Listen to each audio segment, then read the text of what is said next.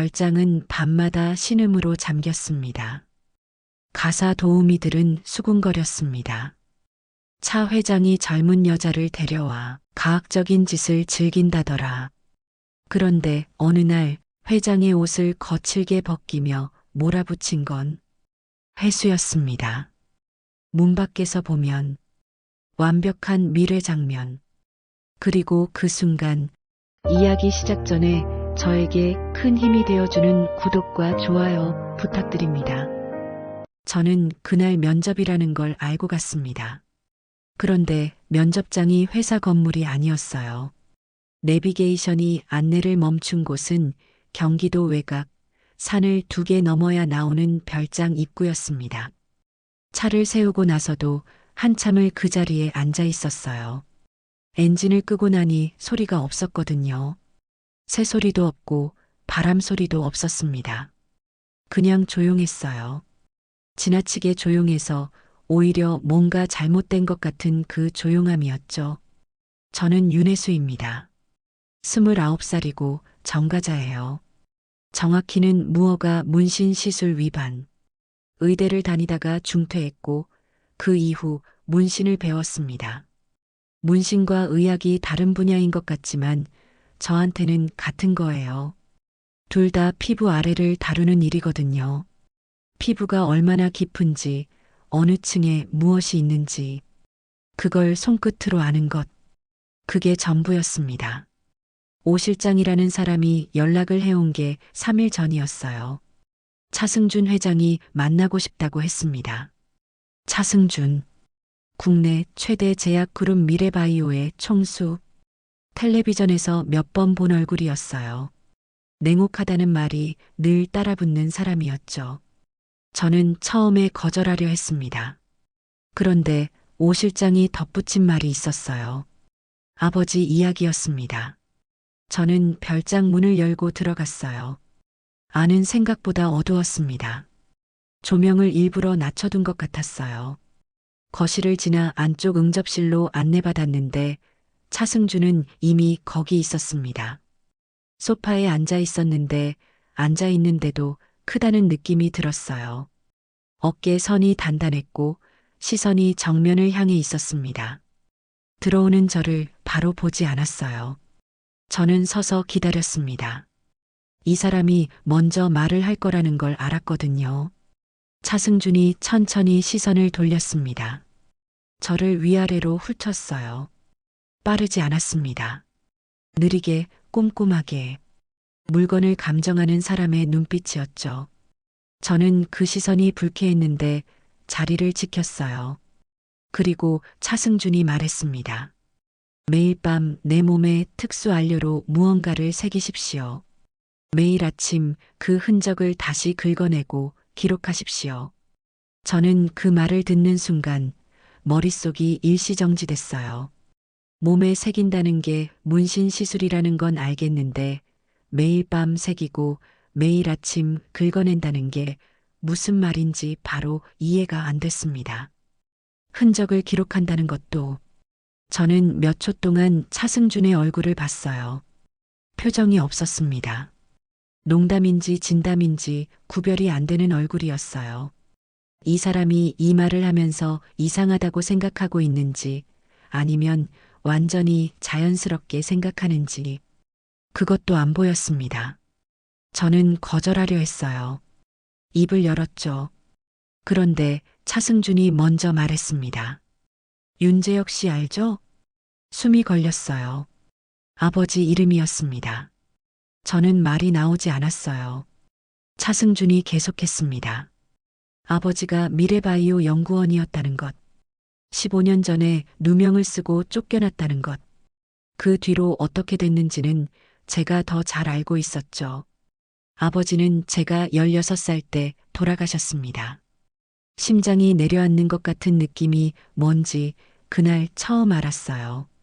회사에서 쫓겨난 것도 억울한데 이름까지 더럽혀진 채로 돌아가셨거든요. 연구비를 횡령했다는 혐의였습니다. 거짓말이라는 걸 저는 알고 있었는데 증명할 방법이 없었어요. 차승준이 말했습니다. 명예를 되찾아 드릴 수 있습니다. 조건은 하나입니다. 저는 차승준을 받습니다. 이 사람이 나한테 무엇을 원하는지, 왜 나여야 하는지 아직 아무것도 몰랐어요.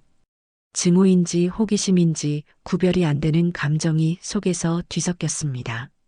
아버지 이름이 걸려 있다는 게 이 상황에서 제가 가진 유일한 닻이었어요. 저는 앉았습니다. 설명하세요.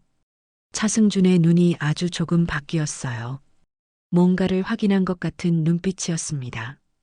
저는 그 눈빛이 마음에 안 들었어요. 하지만 더 중요한 게 있었죠. 그렇게 저는 이 일을 시작했습니다. 별장 안쪽 방에 제 작업 공간이 마련됐어요. 테이블 하나, 의자 2개, 조명 하나. 차승준이 쓰는 특수 안료라는 것을 처음 봤을 때 저는 멈췄습니다. 일반 문신 색소가 아니었어요. 용기에 아무 라벨도 없었고 색이 투명했습니다. 손가락으로 조금 찍어서 손등에 문질렀더니 처음엔 아무것도 안 보였는데 30초쯤 지나자 희미한 선이 나타났어요. 저는 그 선을 보면서 이게 단순한 안료가 아니라는 걸 알았습니다. 뭔지는 그때 몰랐어요. 차승준은 설명하지 않았거든요. 다음 날부터 시작하겠다고만 했습니다. 저는 그날 밤 별장에서 자면서 아버지 생각을 했어요. 방이 조용했습니다. 지나치게 조용해서 생각이 너무 많이 들어오는 그런 조용함이었죠. 첫날 밤 작업은 자정이 넘어서 시작됐습니다. 차승준이 방으로 들어오면서 문을 잠갔어요. 소리 없이 조용하게. 저는 그 소리를 들으면서 뭔가 이상한 긴장이 들었습니다. 무서운 건 아닌데 낯선 긴장이었어요. 이 별장에서 저와 차승준만 이 방 안에 있다는 게 공기를 좀 다르게 만드는 것 같았죠. 차승준이 윗옷을 벗었습니다. 저는 직업적으로 많은 사람의 몸을 봐왔어요. 문신 작업을 할 때는 몸이 그냥 작업 대상이거든요. 그런데 차승준의 몸을 처음 봤을 때 잠깐 멈췄습니다. 상처가 있었어요. 오래된 것들이었죠. 정확히 상처라고 하기도 애매한 흉터와 자국들이 군데군데 있었습니다. 이 사람이 어떤 사람인지를 몸이 먼저 말하고 있었어요. 저는 아무 말도 안 했습니다. 도구를 꺼냈어요. 특수 안료, 극세침, 소독 알코올. 작업대를 정리하면서 차승준이 앉는 위치를 확인했습니다. 어깨 쪽부터 시작하기로 했어요. 차승준이 새길 위치를 지정해줬거든요. 오른쪽 어깨에서 쇄골 아래까지 꽤 넓은 범위였습니다. 바늘이 피부에 닿는 순간 차승준의 턱에 힘이 들어갔어요. 소리는 없었습니다. 이를 악문 것 같은 느낌이 옆에서 전달됐죠. 저는 속도를 조절했어요. 문신 작업을 오래 한 사람은 어느 정도 통증이 있는지 피부 반응으로 압니다. 차승준의 피부는 반응이 빨랐어요. 민감한 타입이었죠. 작업이 1시간쯤 됐을 때 차승준이 짧게 숨을 뱉었습니다. 신음이라고 하기엔 작았는데 조용한 방 안에서는 크게 들렸어요. 저는 바늘을 멈추지 않았습니다. 멈추면 오히려 더 불편하거든요. 계속 이어가는 게 낫습니다. 그 소리가 문 너머로 들렸겠죠. 별장 가사 도우미들이 있었어요. 2명이었습니다. 저는 그 사람들을 낮에 마주쳤는데 눈빛이 이상했어요. 저를 어떻게 봐야 할지 모르는 것 같은 눈빛이었죠. 29살 여자가 회장님 별장에 들어왔고 밤마다 방에서 소리가 난다. 거기에 제가 들고 다니는 피 묻은 알코올 솜이 더해졌습니다. 소독 후 쓴 솜을 버릴 때 피가 묻어 있었거든요. 피부를 찌르는 작업이니까 당연한 건데 그게 밖에서 보기엔 당연하지 않았겠죠.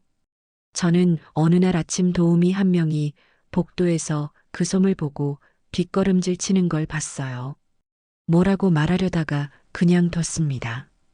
설명할 수 없는 일이었거든요. 소문은 빠르게 퍼졌어요. 차 회장이 젊은 여자를 데려다 이상한 짓을 즐긴다는 이야기가 됐습니다. 제가 가학적인 행위의 대상인지 아니면 제가 하는 건지도 버전이 여러 개였어요. 그 소문이 어디까지 퍼졌는지 저는 몰랐습니다. 별장 안에서만 머물고 있었거든요. 나중에 안 거지만 그 소문은 꽤 멀리 갔어요. 차승준의 적대 세력인 오 실장의 귀까지. 저는 그 사실을 모른 채로 매일 밤 작업을 이어갔습니다. 열흘쯤 됐을 때부터 저는 뭔가 이상한 걸 느끼기 시작했어요. 제가 새기는 패턴이 단순하지 않았거든요. 차승준이 지정하는 위치가 매번 달랐고 새기는 선의 방향이 있었습니다. 문신사 감각으로 봤을 때 이건 그림이 아니었어요. 뭔가를 표시하는 거였습니다. 저는 작업이 끝나면 항상 기록했어요. 그날 새긴 위치, 반응 정도, 피부 상태. 차승준이 요청한 거였죠. 기록을 보면서 저는 며칠째 같은 생각을 하고 있었습니다. 이 안료가 단순한 색소가 아니라는 것. 피부에 닿은 후 반응하는 방식이 일반 안료랑 달랐거든요. 따뜻한 곳에 닿으면 색이 미세하게 변했어요. 저는 어느 날 아침 작업이 끝난 후 차승준이 나가기 전에 물었습니다. 이 안료 어디서 난 거예요? 차승준이 돌아봤습니다. 잠깐 저를 봤어요. 알 필요 없습니다. 그리고 나갔습니다.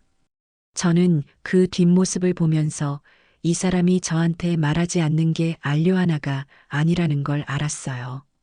이 일 전체에서 제가 알고 있는 부분이 얼마나 되는지 가늠이 안 됐습니다. 그게 불안했고 그 불안보다 더 강하게 호기심이 올라왔어요. 저는 그날 밤 아버지 연구 일지를 꺼냈습니다. 항상 가지고 다니는 거예요. 아버지 글씨로 가득한 낡은 노트 3권. 발견한 건 우연이었습니다. 20일째 되던 날 밤 작업 전에 차승준의 어깨 쪽 피부 상태를 확인하다가 저는 멈췄어요. 가슴 쪽이었습니다. 정확히는 왼쪽 가슴 아래 갈비뼈가 시작되는 부분 근처 붉은 반점이 있었습니다. 크기는 작았어요. 손톱만 하게. 하지만 색이 이상했습니다. 붉다고 했는데 정확히는 붉은 게 아니었어요. 분홍빛과 보라빛이 섞인 뭔가 내부에서 새어나오는 것 같은 색이었죠. 피부 표면에 있는 게 아니라 피부 아래에서 올라오는 것 같은. 저는 사색이 됐습니다. 피가 도는 소리가 귀에 들리는 것 같았어요. 그 비유적 표현이 아니라 실제로 귀에서 뭔가 울리는 것 같은 느낌이 들었죠. 저는 손을 뻗어서 그 반점 위에 손가락 끝을 올렸습니다. 체온보다 조금 더 뜨거웠어요. 살짝. 그 온도 차이가 모든 걸 바꿨습니다. 아버지 연구 일지에서 읽은 게 있었거든요. 혈관 팽창 증후군. 차승준 가문에 내려오는 희귀 질환이었어요. 아버지가 15년 전에 연구하다가 쫓겨난 것의 주제가 바로 이거였습니다. 그 질환의 초기 징후 중 하나가 특정 압력점 근처 피부에 나타나는 발열성 반점이었죠. 저는 아버지의 글씨를 수백 번 읽어서 외울 정도로 알고 있었어요. 그래서 이 반점이 무엇인지 알았습니다. 저는 차승준의 옷을 밀었어요. 위로. 상의가 걸리적거렸습니다. 차승준이 뭔가 말하려 했지만 저는 손을 멈추지 않았어요. 그럴 여유가 없었거든요. 반점이 어디까지 퍼져 있는지 확인해야 했습니다. 잠깐만요. 차승준의 목소리가 낮았어요. 저는 듣지 않았습니다. 옷을 다 올렸을 때 가슴 전체가 보였어요. 저는 천장 조명이 부족해서 작업용 헤드 랜턴을 끌어당겨서 켰습니다. 밝은 빛 아래에서 차승준의 가슴을 봤어요. 반점이 하나가 아니었습니다. 3개였어요. 첫 번째는 제가 처음 발견한 것. 두 번째는 왼쪽 겨드랑이 아래. 세 번째는 복부 오른쪽 갈비뼈 끝 부분. 각각 크기가 달랐고 색 농도도 달랐습니다. 처음 발견한 게 제일 진했어요. 저는 손가락으로 각각의 온도를 쟀습니다. 첫 번째가 제일 높았어요. 그 다음 세 번째, 두 번째 순이었습니다. 온도 차이가 의미하는 게 있었죠. 아버지 일지에 쓰여 있었어요. 발열 순서가 혈관 팽창이 진행되는 방향을 나타낸다고. 밖에서 보면 이건 영락없는 미래 장면이었겠죠. 조명을 낮춘 방 안에서 제가 차승준의 상의를 걷어 올리고 가슴 위에 손가락을 올려두고 있는 장면이니까요. 도우미들 중 누군가가 문 앞을 지나쳤는지는 모르겠어요. 하지만 지나쳤다면 그렇게 봤을 겁니다. 저는 그때 그런 생각을 할 여유가 없었어요. 차승준을 봤습니다. 이거 언제부터 있었어요? 차승준의 얼굴이 바뀌었어요. 작게, 아주 미세하게. 이 사람이 표정이 없는 것처럼 보이는데 가까이서 오래 보다 보면 아주 작은 변화를 읽게 됩니다. 그때 변화는 뭔가를 들킨 것 같은 느낌이었어요. 2주 전쯤 저는 손을 내렸습니다.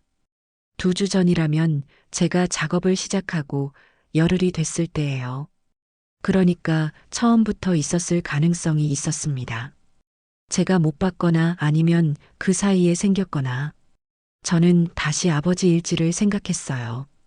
혈관 팽창 증후군의 진행 속도는 개인차가 크다고 했습니다. 어떤 경우는 수년에 걸쳐 진행되고 어떤 경우는 몇 달 만에 악화됐죠. 차승준이 시한부라는 말을 들은 건 오 실장한테서였는데 구체적인 기간은 말하지 않았어요. 저는 지금 그게 궁금했습니다. 얼마나 남았는지, 아버지가 이 질환을 연구한 이유가 뭔지도. 아버지의 일지에는 치료법에 대한 접근이 있었어요. 완성되지 않은 연구였지만 방향은 있었습니다. 문제는 그 방향을 완성하려면 정확한 혈관 지도가 필요하다는 것이었죠. 살아있는 사람의 몸 위에 그려진. 저는 그 순간 차승준이 저한테 왜 이 일을 요청했는지 처음으로 짐작이 됐어요. 문신사이면서 의대 중퇴생, 손기술과 의학 지식을 동시에 가진 사람, 그리고 아버지의 딸.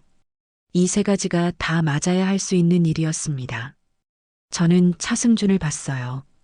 차승준도 저를 보고 있었습니다. 말이 없었어요.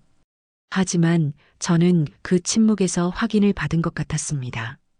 제 짐작이 틀리지 않았다는 것을. 문이 열린 건 이른 오전이었습니다. 오 실장이 들어왔어요. 노크는 없었습니다. 그냥 열렸어요. 저는 차승준의 작업 기록을 정리하다가 고개를 들었는데 오 실장이 3명을 데리고 들어오는 거였습니다. 모르는 사람들이었어요. 정장을 입고 있었는데 표정이 특정한 목적을 가지고 온 사람들의 얼굴이었죠. 저는 의자에서 일어났습니다. 오 실장의 눈이 방 안을 훑었어요. 테이블 위 도구들을 봤고 작업 기록 파일을 봤고 알코올솜이 담긴 용기를 봤습니다. 그리고 저를 봤죠. 윤혜수 씨, 지금부터 하는 말 잘 들어요. 목소리가 낮았습니다. 낮은데 빨랐어요. 저는 그 목소리에서 이미 결론을 가지고 온 사람의 냄새를 맡았어요. 오 실장이 파일을 꺼냈습니다. 안에 사진들이 있었어요. 차승준의 몸에 남은 상처와 자국들을 찍은 것이었습니다. 각도가 좋았어요. 조명도 좋았고요. 어디서 어떻게 찍은 건지 모르겠는데 상처들이 아주 선명하게 나와 있었습니다. 제가 매일 밤 작업하면서 남긴 흔적들이었죠. 성추행 및 상해 혐의로 신고할 수 있습니다. 저는 그 말을 듣는 순간 웃음이 나왔어요. 실제로 웃음이 나왔습니다. 이상하죠. 무서워야 하는 상황인데. 근데 저는 이 상황이 어디서 시작된 건지 알고 있었거든요. 소문이 여기까지 왔구나 싶었어요. 그리고 그 소문을 이용해서 저를 몰아내려는 목적이 무엇인지도. 오 실장이 원하는 건 2가지였습니다. 저를 이 별장에서 내보내는 것, 그리고 제가 하는 작업의 내용을 빼내는 것. 그 두 번째가 문제였어요. 제가 사용하는 특수 안료가 무엇인지, 차승준의 몸에 어떤 기록이 남아 있는지, 이걸 알면 차승준의 건강 상태를 파악할 수 있고 그걸로 주가를 조작할 수 있습니다. 제약그룹 총수가 시한부라는 게 외부로 나가는 순간 주식 시장이 어떻게 되는지 그걸 미리 알고 포지션을 잡으면 저는 그 계산을 오 실장 얼굴을 보면서 하고 있었습니다. 오 실장이 한 발 다가왔어요. 협조하시면 조용히 끝납니다. 저는 팔짱을 꼈습니다. 그리고 오 실장의 뺨을 때렸어요. 소리가 났습니다. 선명하게. 방 안이 조용했기 때문에 더 크게 들렸죠. 오 실장이 얼어붙었어요. 데려온 세 사람도 마찬가지였습니다. 저도 사실 1초 전까지 그럴 계획이 아니었는데 손이 먼저 움직였어요. 저는 테이블로 돌아가서 안료 용기를 집었습니다. 뚜껑을 열고 오 실장 쪽으로 걸어갔어요. 오 실장이 뒤로 물러섰습니다. 저는 용기를 내밀었어요. 이게 뭔지 알아요? 오 실장이 대답하지 않았습니다. 저는 안료를 손끝에 조금 찍어서 테이블 위에 문질렀어요. 처음엔 아무것도 보이지 않았습니다. 30초쯤 지나자 선이 나타났죠. 그리고 테이블 쪽에 있던 커피잔을 가져다 올렸어요. 뜨거운 것이 닿자 색이 바뀌었습니다. 선명하게. 체온과 혈압에 따라 색이 변하는 생체 센서입니다. 오 실장의 눈이 달라졌어요. 저는 계속했습니다. 차 회장님 몸에 새겨진 게 뭔지 아세요? 학대 흔적이 아니에요. 이 안료로 기록된 혈관 반응 데이터예요. 압력점마다 온도 변화마다 어떻게 반응하는지 전부 기록되어 있죠. 오 실장의 얼굴이 굳었습니다. 저는 그 얼굴을 보면서 이미 이 사람이 이 정보를 원하고 있다는 걸 알고 있었어요. 그리고 이 정보가 완성되지 않은 상태라는 것도, 아직 읽어낼 수 없는 데이터라는 것도, 저는 오 실장을 역이용하고 있었거든요. 오 실장이 저를 협박하러 온다는 걸 사흘 전부터 알고 있었습니다. 별장 도우미 중 한 명이 오 실장 쪽 사람이었어요. 그 움직임을 통해서 파악했죠. 저는 그 사이에 안료의 특성을 오 실장이 듣게 될 자리에서 일부러 흘렸습니다. 오 실장이 그 정보를 갖고 싶어 하게 만들려고. 정보를 갖고 싶은 사람은 먼저 움직이거든요. 그리고 먼저 움직이면 보입니다. 오 실장이 물러났습니다. 데려온 사람들도 같이 파일을 가지고 갔어요. 문이 닫혔죠. 저는 손을 내려다봤어요. 아까 때린 손이었습니다. 손바닥이 뜨거웠어요. 저는 그 온기를 느끼면서 숨을 한번 길게 내쉬었습니다. 오 실장이 나갔다고 끝난 게 아니었어요. 이제부터가 더 복잡해지는 거였죠. 차승준이 쓰러진 건 회의 도중이었습니다. 저는 그 자리에 없었어요. 별장에 있었거든요.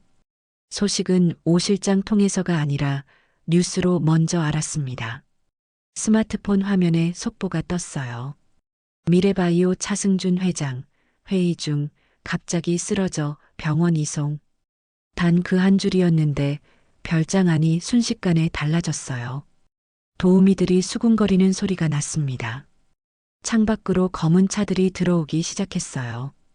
별장 입구에서부터 사람들이 많아졌습니다.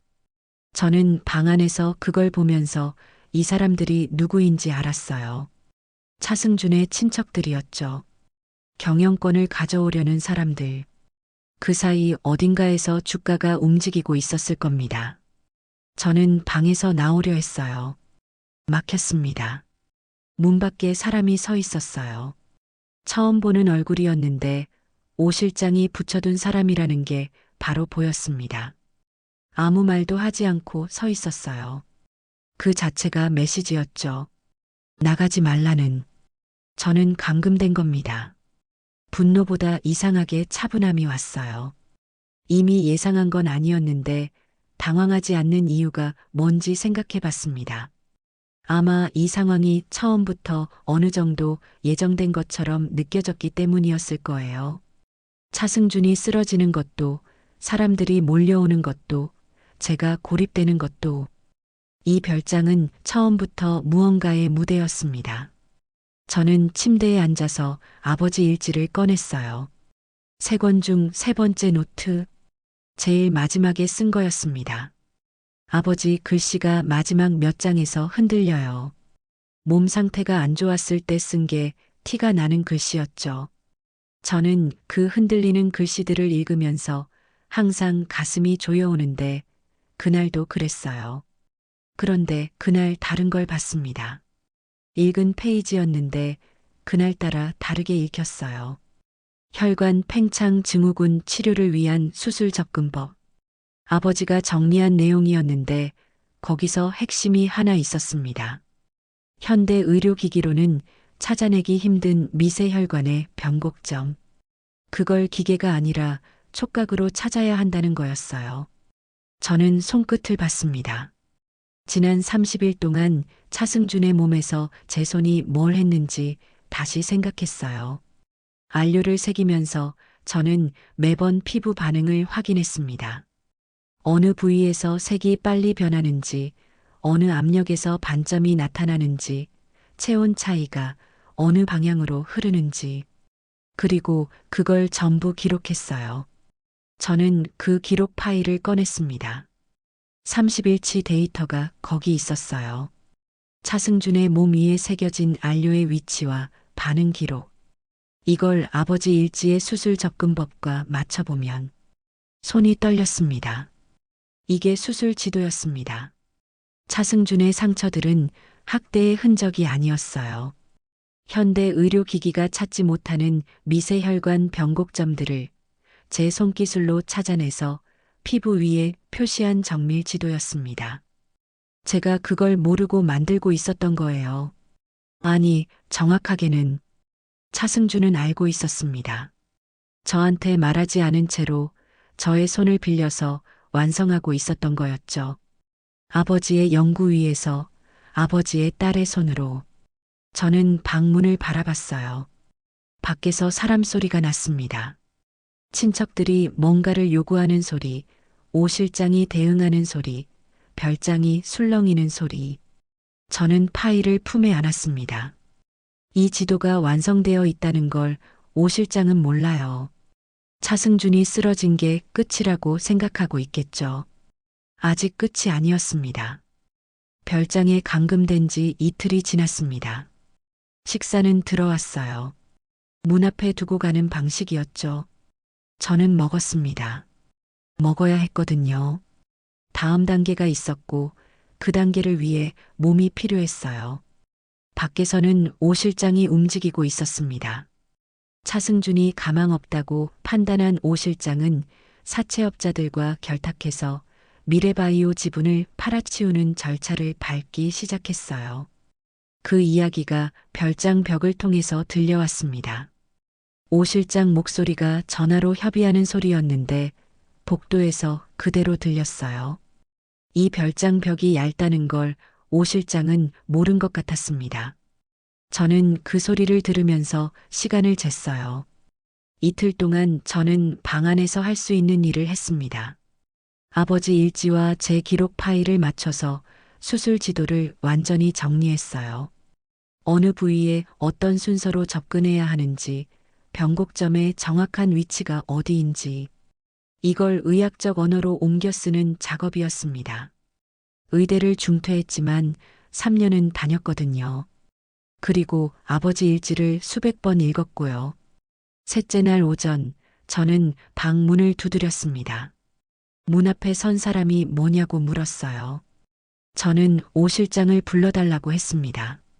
잠시 후 오 실장이 왔어요. 문을 반쯤 열고 들여다봤습니다. 저는 서류를 내밀었습니다. 차승준 회장님의 법적 대리인 자격으로 이 회의에 참석하겠습니다. 오 실장의 눈이 좁아졌어요. 서류는 진짜였습니다. 차승준이 작업을 시작하기 전날 공증을 받아둔 거였어요.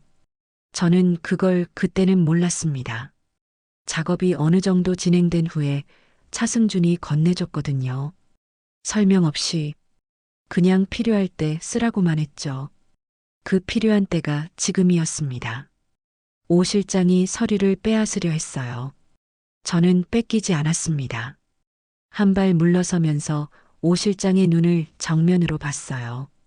이 사람이 지금 얼마나 당황하고 있는지 얼굴에 다 나왔습니다.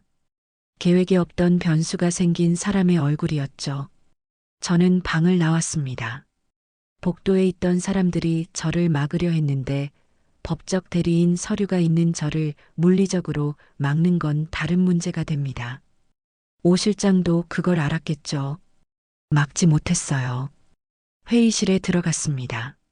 친척들과 사채업자 측 인물들이 테이블에 있었어요. 다들 저를 봤습니다. 29살 여자가 서류 한 장을 들고 들어온 거였으니까요. 시선에 당황함과 경멸이 섞여 있었죠. 저는 테이블 상석에 앉았습니다. 그리고 말했어요. 차승준 회장님은 현재 회복 중이십니다. 방이 조용해졌어요. 사실이었습니다. 차승준이 회의 도중 쓰러진 건 연극이었어요. 저는 그걸 이틀 동안 파악했습니다. 별장으로 오는 도우미를 통해서 확인했죠.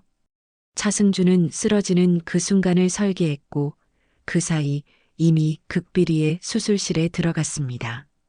제가 만든 수술 지도를 가지고 수술은 진행 중이었어요.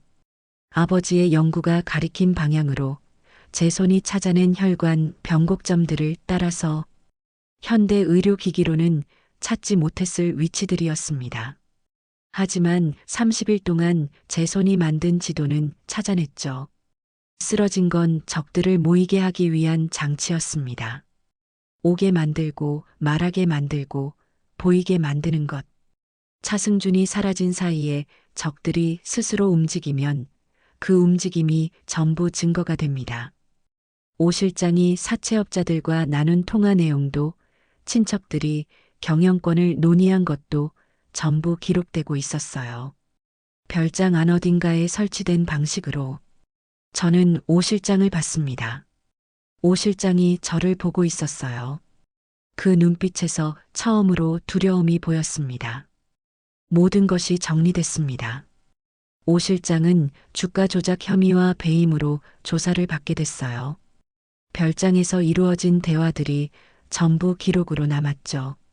친척들은 경영권 탈취 시도가 법적으로 문제가 된다는 걸 알고 물러났습니다. 차승준은 수술 후 회복실에 있었어요.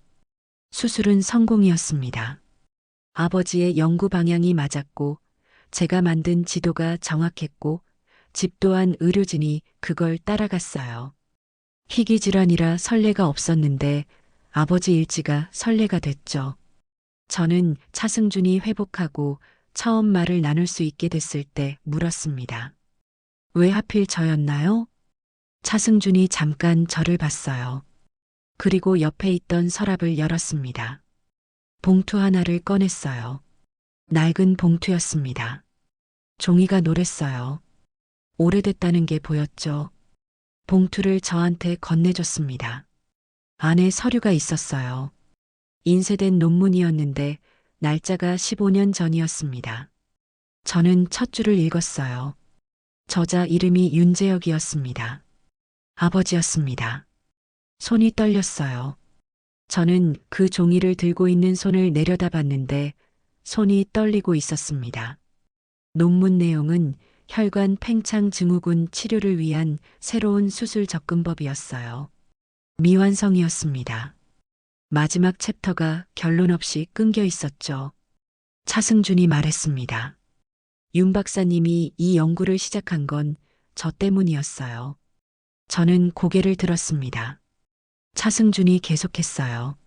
15년 전 아버지가 미래바이오에서 연구원으로 일하던 시절 차승준의 건강 상태를 알게 된 아버지가 자발적으로 이 연구를 시작했다고 했습니다. 회사 프로젝트가 아니었어요. 개인 연구였습니다. 그런데 오 실장이 그 연구를 발견했죠. 이 연구의 완성이 무엇을 의미하는지 오 실장은 알았어요. 차승준이 살아남는 것. 오 실장은 차승준이 살아남으면 안 되는 사람이었습니다. 차승준이 죽어야 자신이 원하는 것들이 가능했으니까요. 그래서 아버지한테 누명을 씌웠습니다. 영구비 횡령.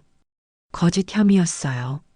아버지는 쫓겨났고 연구는 중단됐고 이름이 더럽혀졌습니다. 그 이후에 아버지가 어떻게 됐는지는 제가 살아서 겪은 일이었어요. 저는 논문을 내려다봤습니다. 끊긴 마지막 챕터, 완성되지 못한 결론, 아버지가 쓰다가 멈춘 자리. 저는 지난 30일을 생각했어요. 차승준의 몸 위에 안료를 새기면서 피부 반응을 기록하면서 붉은 반점을 찾아내면서 저는 매일 밤 그 작업을 하고 있었는데 사실 저는 아버지의 연구를 완성하고 있었습니다. 아버지가 쓰다가 멈춘 마지막 챕터를 제 손으로 채우고 있었던 거예요. 차승준이 저를 선택한 이유가 다 거기 있었습니다. 아버지 딸이라서가 아니라 아버지의 연구를 가장 잘 이해하는 사람이 아버지의 딸이었기 때문에, 그리고 그 이해를 손기술로 옮길 수 있는 사람이 저였기 때문에 저는 말이 나오지 않았어요. 논문 마지막 페이지를 봤습니다. 아버지 글씨로 여백에 적힌 게 있었어요. 작은 글씨였습니다. 저는 그걸 읽었어요. 완성은 반드시 이루어진다. 저는 그 글씨를 한참 봤습니다. 아버지가 이걸 쓸 때 어떤 마음이었는지 몰라요. 쫓겨나기 전이었는지, 쫓겨난 후였는지. 하지만 이 문장을 쓸 때 아버지는 포기하지 않고 있었습니다. 저도 포기하지 않았고요. 그래서 완성됐습니다. 6달이 지났습니다. 재생의학연구소 현판식이 있었어요. 제 이름이 소장으로 올라가는 날이었습니다.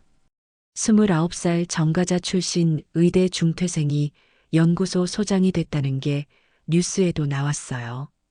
다들 이상하게 봤겠죠. 저는 그 시선들이 신경 쓰이지 않았습니다. 이 연구소가 왜 생겼는지, 무엇을 해야 하는지가 더 중요했거든요. 연구소 이름은 아버지 이름을 딴 거였습니다. 차승준이 그렇게 하자고 했어요.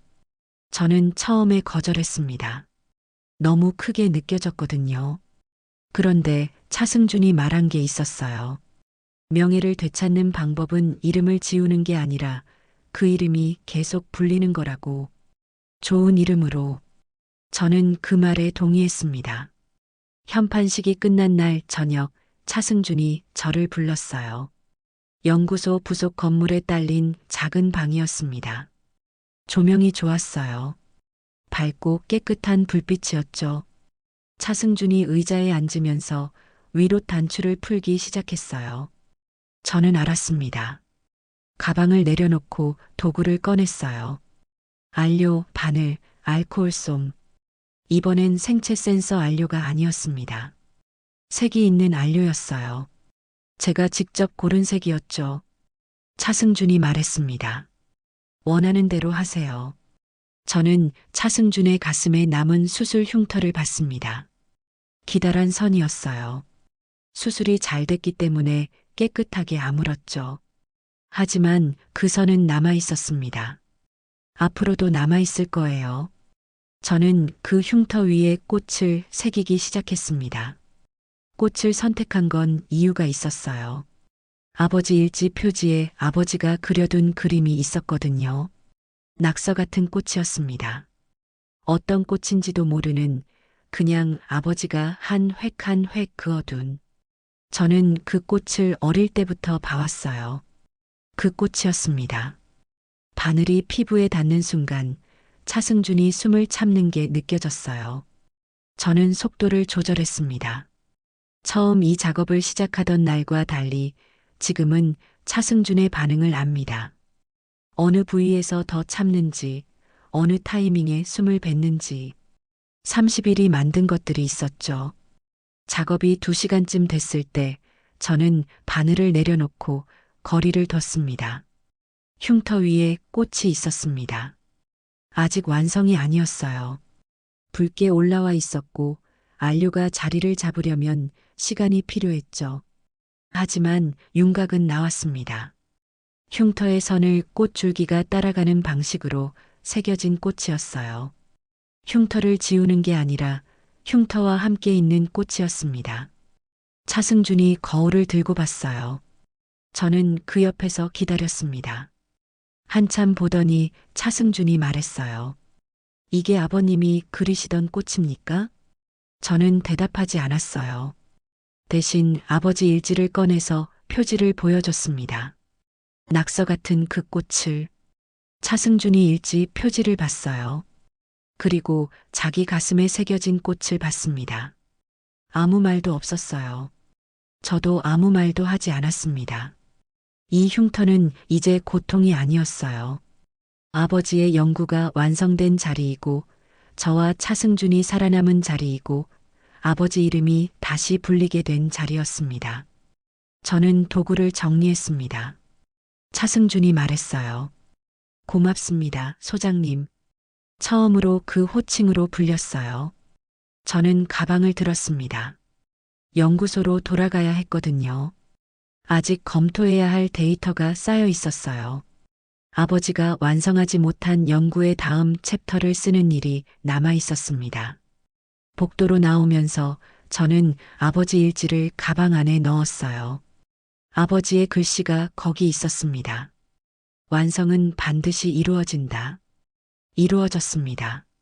그리고 이제 시작이었습니다. 오늘 준비한 이야기는 여기까지입니다. 느끼신 점이나 하고 싶은 말씀을 댓글로 남겨주세요. 여러분의 믿기 어려운 사연, 나누고 싶은 사연도 환영합니다. 언제든 댓글로 알려주세요. 오늘도 건강하고 행복한 하루 보내세요.